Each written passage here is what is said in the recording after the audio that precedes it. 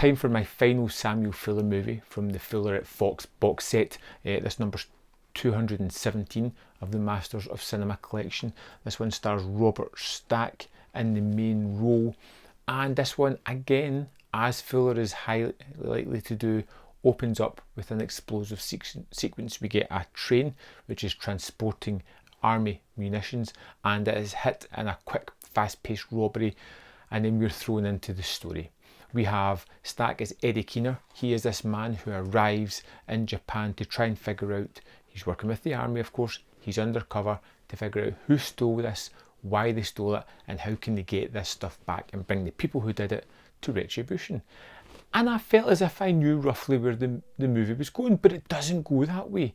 What it turns out to be is a heist movie, as this guy goes undercover with a bunch of criminals as they proceed to do various heists using the army's munitions to aid them along the way.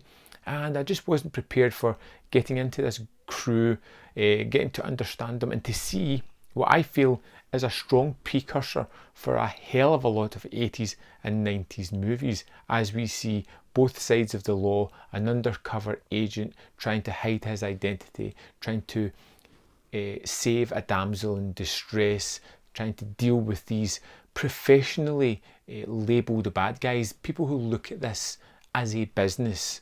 Everything has decisions, weights and consequences. They have these strict rules that they are going to obey, and if something happens to you when you're in a robbery, they're just going to put a bullet in your head. You're out, done. But the paydays are huge. These guys are pragmatic about what they're doing, and that's what I really kind of dug about this movie. Robert Ryan is Sandy Dawson, the sort of head boss man of this, and the movie has like several scenes where it doesn't really clue you into what's happening immediately. I like the fact of Stack, who arrives into Japan and instantly starts going about it as if he's been there all his life, bullying, cajoling people, hunting for information. He's treating it like a gumshoe in America, even though this is a different place with different traditions. He just steamrolls through it until he gets caught up with this gang, which is what he wanted in the first place.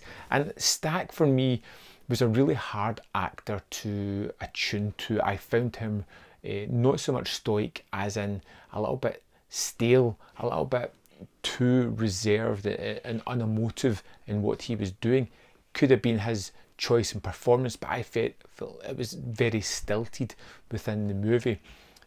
Robert Ryan, on the other hand, is full of life as the bad guy who is all about, running his business to the best of his ability, swapping out parts when needed and taking care of the trash when needed as well, in his opinion. The movie moves along really quickly. I loved when we really started getting into the heists and you were seeing why they were using the munitions for what they were using it for. The idea behind that was really strong and really interesting. The way these Westerners instigated themselves into the culture of Japan, but were ultimately just doing it for their ill-gotten gains to get basically the means to an end. It was interesting. Again, I love the design. You can quite clearly see that Fuller has a lot of love for the Asian part of the world, the community, and he paints it with such a loving tapestry of images and locations. Quite a lot of the scenes here are in the basking in the glow of Mount Fuji, and it's just a wonderful setting and a really interesting image. I love the setting of this basically Western tale of cops and robbers transported into this Japanese idyllic view, which is surrounding all about this. A really interesting trope on this one. I kind of did like it, though this was probably my least favourite of the set. I still think it's a really good movie, and if you're looking to get into some Fuller stuff, the Fuller at Fox set is amazing. 5 movies, 5 very different movies, and they're all wonderful in their own right. Pick Up on South Street is always going to be my favourite Fuller, I think. I don't know if anything's going to top that. But there we have House of Bamboo. I'd love to know your thoughts. Let me know in the comment box below, and I'll see you next time on Man v Film.